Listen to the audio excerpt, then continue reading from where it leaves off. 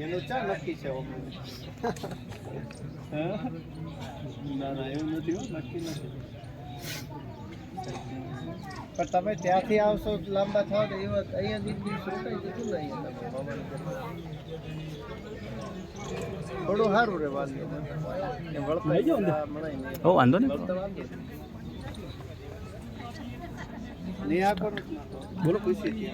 નમસ્કાર, મારું નામ રાજાભાઈ. હું ધાનેરા તાલુકાના રામપુરા મોટા પ્રાથમિક શાળામાંથી આવું છું. મારો ઇનોવેટેડનો વિષય મુખ્ય છે ગૂગલ નોટબુકનો વર્ગખંડમાં ઉપયોગ. હવે હું જ્યારે શાળામાં નવો બીજા જિલ્લામાંથી આજે આવીને 1 વર્ષ પહેલાં હાજર થયો ત્યારે બાળકો વાંચન નહોતા કરતા, કારણ કે પાઠ બહુ લાંબા આપેલા હતા.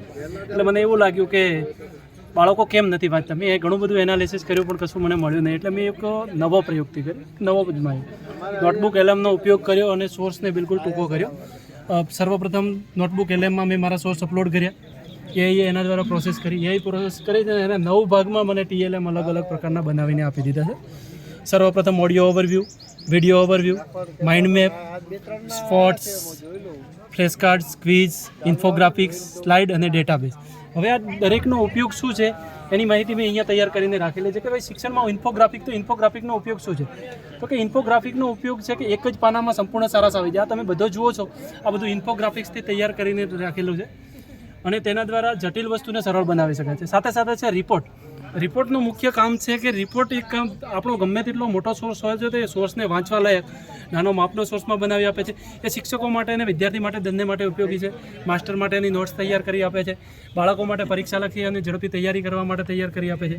ત્યારબાદ બાજુમાં આપેલું છે ઓડિયો ઓવરવ્યૂ. ઓડિયો ઓવરવ્યૂનું કામ છે એક ઓડિયો ઓવરવ્યૂના રૂપે તૈયાર કરીને આપણને 10 મિનિટનો ઓડિયો બનાવીને આપે છે.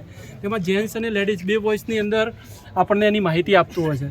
કોઈ એક વાર્તા છે, આપણે વાર્તાને એની અંદર અપલોડ કરીએ અને એના આધારે આપણને 10 મિનિટનો વિડીયો બનાવીને આપે તો વાર્તાની અંદર રહેલો દરેક સોર્સ, એની અંદર રહેલી શીખ, એ બધું જ એક નાની બાબતોને તૈયાર કરીને એક આપણને સરસ ઓડિયો બનાવીને આપે છે. ત્યારબાદ છે ડેટા ટેબલ. ડેટા ટેબલનું કામ છે એક ટેબલ રૂપે એને તૈયાર કરી આપે છે. આપણે ગમે તેવા ડેટાને આપણે એક્સેલ શીટની અંદર કન્વર્ટ કરવો છે તો એ કરી શકીએ છીએ. અને સૌથી મોટું કામ છે તુલનાત્મક કાર્ય. દાખલા તરીકે આપણે વનસ્પતિ કોષ અને પ્રાણી કોષ બંને સમજાવવા માટે જ્યારે પ્રયત્ન કરીએ છીએ તો ડેટાબેઝનો ઉપયોગ કરી શકીએ. પછી કોઈ પણ ઝડપી સાહિત્ય આપણે ભેગું કરવું છે કે આંકડાકીય વિશ્લેષણ તૈયાર કરવું છે ત્યારે આપણે આનો ઉપયોગ કરી શકીએ છીએ. એના પછી છે વર્ગખંડમાં સ્લાઇડ ડેસ્ક. એટલે આમ જોવા જઈએ તો આપણો પીપીટીનો ઉપયોગ શિક્ષણમાં ઘણા સમયથી થતો આવ્યો છે. પરંતુ એક પીપીટી તૈયાર કરવા માટે એક શિક્ષકને મિનિમમ 4 થી 5 કલાક જેટલો સમય લાગતો હતો એનું પૂરેપૂરું તૈયાર કરતા. પરંતુ અહીંયા આપણે એને માત્ર 4 થી 3 મિનિટમાં તૈયાર કરી આપે છે. અને એ પણ એકદમ ડિજિટલાઇઝ સાથે સારા મુદ્દાઓ અંદર ઉમેરીને જેવું આપણે જોઈએ છે માત્ર નાનકડા પ્રોમ્પ્ટના આધારે. ત્યારબાદ છે શિક્ષણમાં વિડીયો સારાંશનો ઉપયોગ આમ તો જી શાલામાંથી આપણને મળી રહે છે, પરંતુ એની અંદર એક આપણા ટોપિકને ધ્યાને રાખીને લગભગ એક નાનકડા ટોપિક ઉપર આપણને લગભગ 10 મિનિટ 8 મિનિટના વિડીયો તૈયાર કરી આપે છે. એ બાળકોને બતાવી અને બાળકોને આકર્ષક પ્રેઝન્ટેશન આપી શકીએ, દ્રશ્ય શ્રાવ્ય શિક્ષણ આપી શકીએ. ઝડપી બાળકોનું રિવિઝન કરવાનું થાય તો આપણે ઝડપી રિવિઝન પણ કરાવી શકીએ.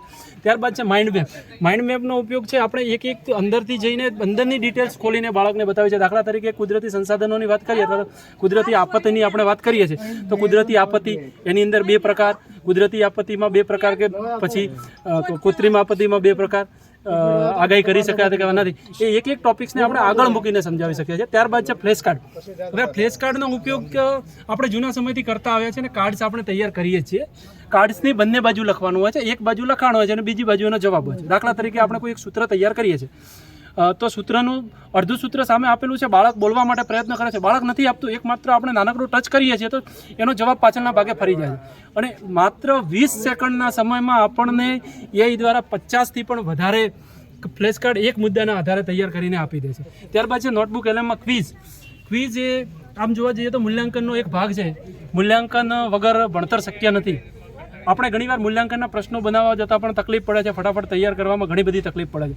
પરંતુ જે આપણે સોર્સ નાખેલો છે એ સોર્સના આધારે ખાલી સેકન્ડોમાં નોટબુક એલએમને સોર્સ આપ્યા પછી માત્ર 5 સેકન્ડના સમયમાં આપણને 50 પ્રશ્નોની એક ક્વિઝ કે 60 પ્રશ્નો જેટલા પ્રશ્નો લખો એટલી મોટી ક્વિઝ તૈયાર કરી આપે છે.